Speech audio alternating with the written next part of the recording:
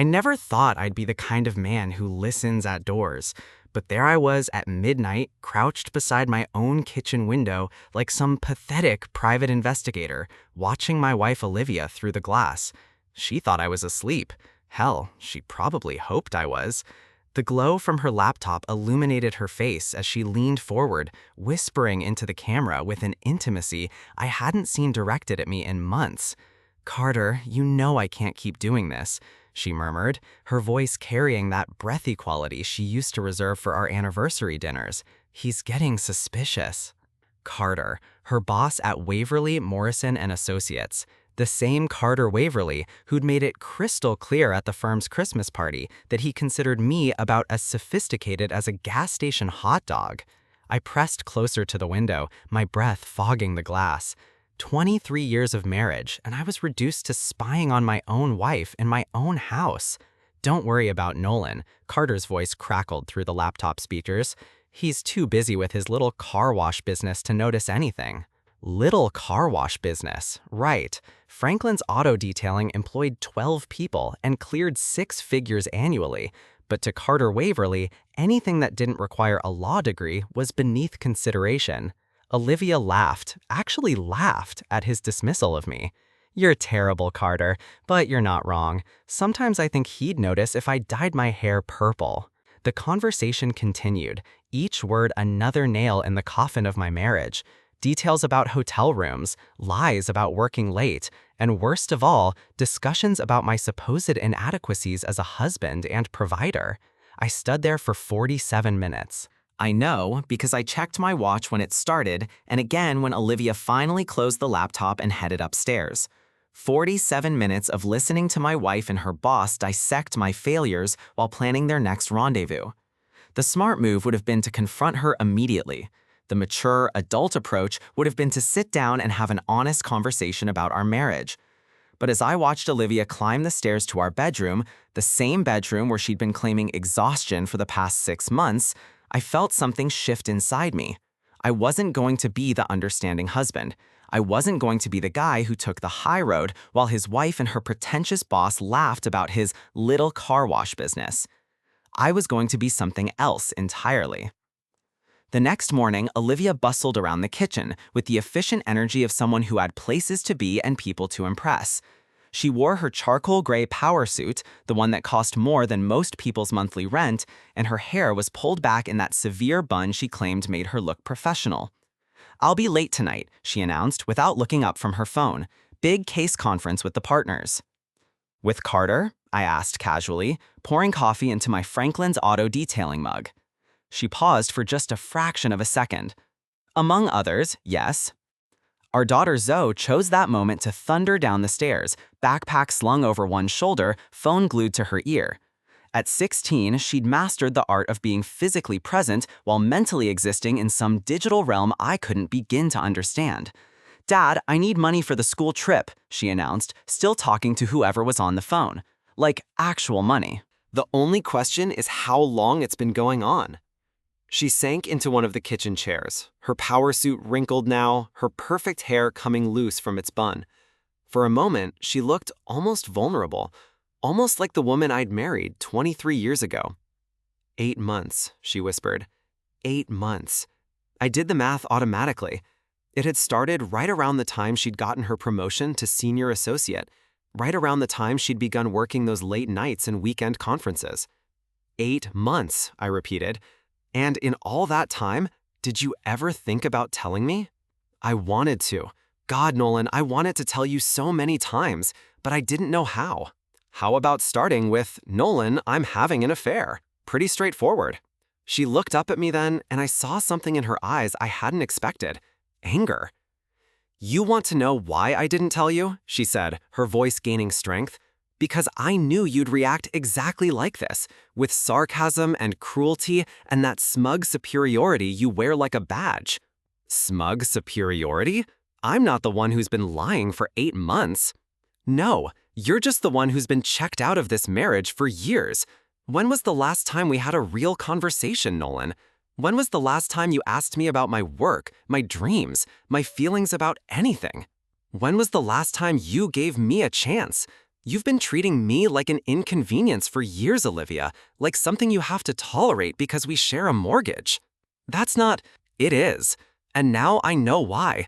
You've been comparing me to Carter Waverly, haven't you? Poor old Nolan with his car detailing business and his high school education. You shouldn't have told her like that. How should I have told her? In 8 months of your mistake, did you ever think about how it would affect our daughter? Of course I did. I thought about it constantly. But not enough to stop. She didn't answer, which was answer enough. The next morning, I woke up alone. Olivia had spent the night in the guest room, and from the sounds coming from upstairs, she was getting ready for work as if nothing had changed. I lay in bed for a while, staring at the ceiling and listening to the familiar sounds of my family's morning routine. Shower running, hairdryer humming, Zoe's music thumping through the walls. All the normal sounds of a normal morning in a family that was anything but normal anymore. My phone buzzed. Text message from an unknown number. "This is Lila Waverly. We need to talk." I stared at the message for a long moment, then typed back, "When and where?" Her response came immediately. "Starbucks on 5th Street, 1 hour." I found her at a corner table, clutching a coffee cup like it was the only thing keeping her anchored to the earth. Lila Waverly was younger than I'd expected, probably mid-30s, with the kind of understated elegance that came from having money long enough to not need to prove it. "Thank you for coming," she said when I sat down across from her. "Thank you for calling." We looked at each other for a moment, two people whose lives had been blown apart by the same revelation. "How long have you known?" she asked. "I found out yesterday. You?" "I suspected for weeks, but I kept telling myself I was being paranoid." She laughed bitterly. "Turns out, paranoia and intuition look a lot alike." "What are you going to do?" "I've already filed for divorce." Fair would have been you considering the professional implications before you started sleeping with your boss. Fair would have been you thinking about our daughter before you decided to blow up her family. I know I made mistakes. Stop calling it a mistake. Mistakes are accidental. Mistakes are forgetting to pick up milk or missing a turn on the highway. What you did was a choice. 8 months of choices. She was crying now, but I found I didn't care. The tears that once would have moved me to comfort her now just looked like another manipulation. "What do you want from me?" she whispered. "I want you to call Carter and end it, right now. Or I walk out that door and you can explain to Zoe why Daddy isn't coming home." She picked up the phone with shaking hands and dialed. It rang twice before Carter's voice filled the kitchen. "Olivia, what's wrong? You sound—" "Carter, I need to tell you something." Her voice was barely steady. "My husband knows about us." Silence on the other end of the line. "Carter, are you there? How much does he know?" "Everything. He called Lila yesterday." "He what?" Carter's voice exploded through the speaker. "Jesus Christ, Olivia, do you have any idea what you've done? Lila's already filed for divorce, and the firm's partners are asking questions. My career is—" "I'm sorry, Carter. I'm so sorry. But we have to end this. I want to save my marriage." Another long silence. "Your marriage?" Carter said finally. "To the guy with the car wash? Don't call it that. What should I call it? Your husband's little hobby business?" I leaned forward and spoke directly into the phone. "You can call it the business that's going to outlast your legal career, Carter." "Nolan." Carter's voice turned cold. "Maybe this affair was just the symptom, not the disease." She was crying harder now, but I still felt nothing. It was like watching a stranger fall apart. "Please, Nolan, please don't give up on us." "I'm not giving up, Olivia. I'm just finally seeing clearly." I walked toward the door, then turned back. "By the way, I'm going to be staying at Rock's place for a while.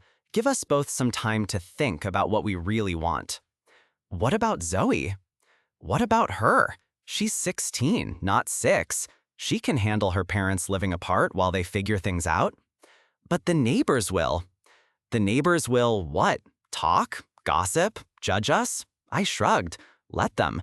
At least they'll be talking about the truth for once."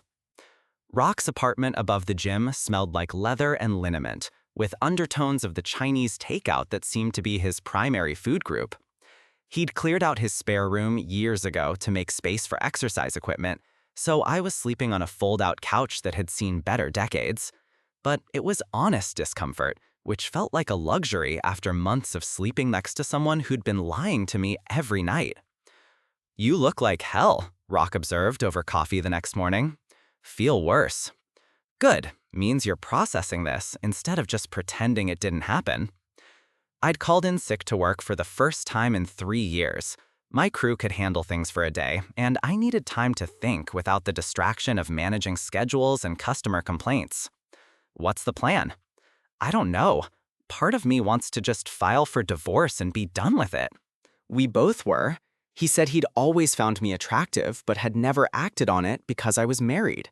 He said he could tell I was unhappy, that I deserved someone who appreciated my intelligence and ambition. And you believed him? I wanted to believe him. I was feeling invisible at home, taken for granted. You never seemed to notice when I got promoted or won a case or worked late on something important. Because you never told me it was important to you. You just complained about the long hours and the difficult clients. I shouldn't have had to tell you. You should have known. How? I'm not a mind reader, Olivia.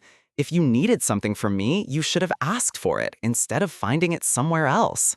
She was quiet again, and I could see her processing the conversation, maybe understanding for the first time how her choices had led us to this moment. "What else?" I asked.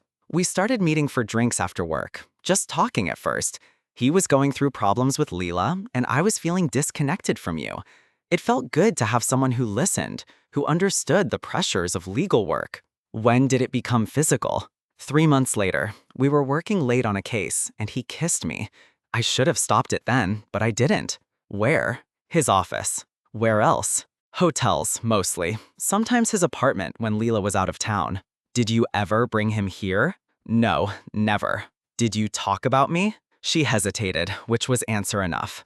What did you tell him?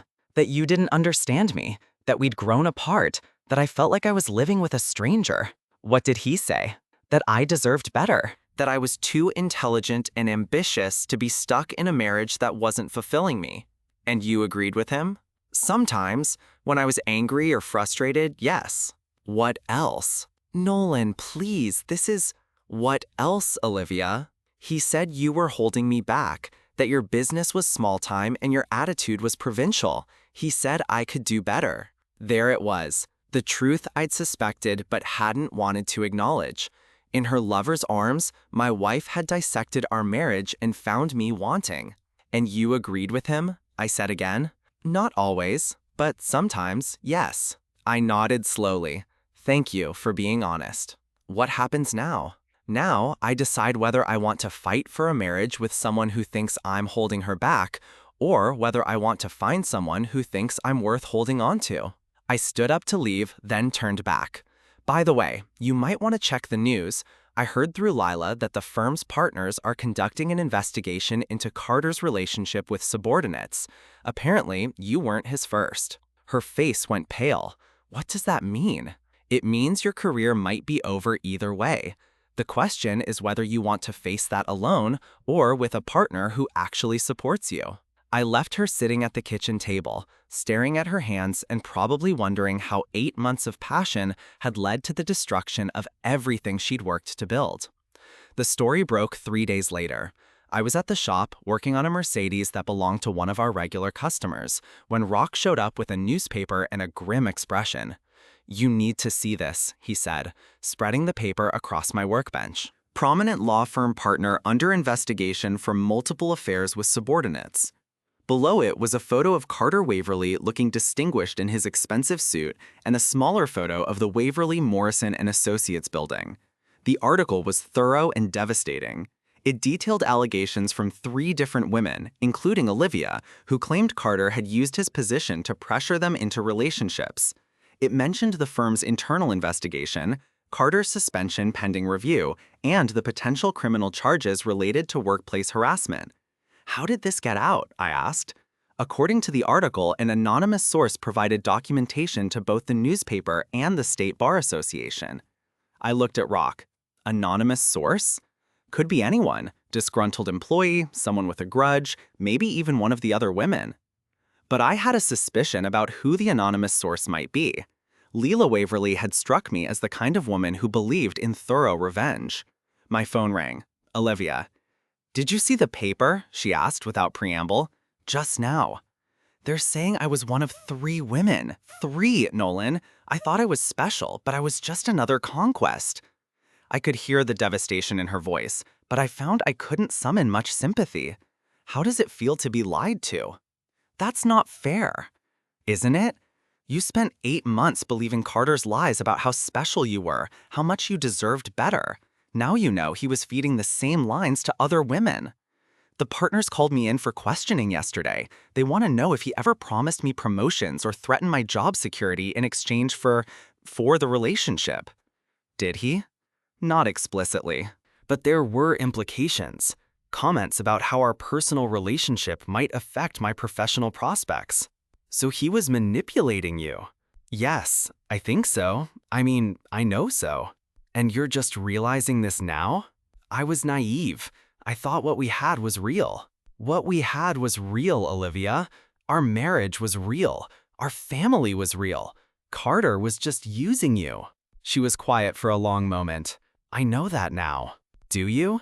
Because 3 days ago, you were still defending him, still talking about professional ethics and complicated situations. I was confused. You were selfish. There's a difference. What do you want me to say, Nolan? That I was wrong? That I made terrible choices? That I destroyed our marriage for someone who was lying to me? Fine, I was wrong. I made terrible choices. I destroyed our marriage for someone who was lying to me. Are you happy now? No, I'm not happy. I'm not happy that my wife chose to believe a manipulative liar over her own husband. I'm not happy that our daughter has to see her mother's name in the newspaper connected to a scandal. I'm not happy that 23 years of marriage meant so little to you that you threw it away for someone who saw you as interchangeable with 2 other women. I know you're angry. I'm not angry, Olivia. I'm disappointed. Angry would be easier. The line went quiet. What happens now? She asked finally. Now you deal with the consequences of your choices. The firm investigation, the potential disciplinary action, the damage to your reputation. And I decide whether I want to be part of that mess or start fresh somewhere else. You're really going to leave me to handle this alone? You made these choices alone. I'm proud of you, I said. For what? For standing up for your family, even when it's complicated. Is that what you're doing? Standing up for family? The question was more perceptive than I'd expected. I'm trying to figure out what family means now. It means us. You, me, and Mom. Even if you guys get divorced, we're still family. You're right. So maybe you could try being a little nicer to Mom. She's pretty messed up right now. I looked at my 16-year-old daughter, who was somehow managing to be more mature about this situation than either of her parents. I'll try. Good. Now help me with this sauce. I think I used too much garlic. We spent the evening cooking together and talking about everything except the obvious topics.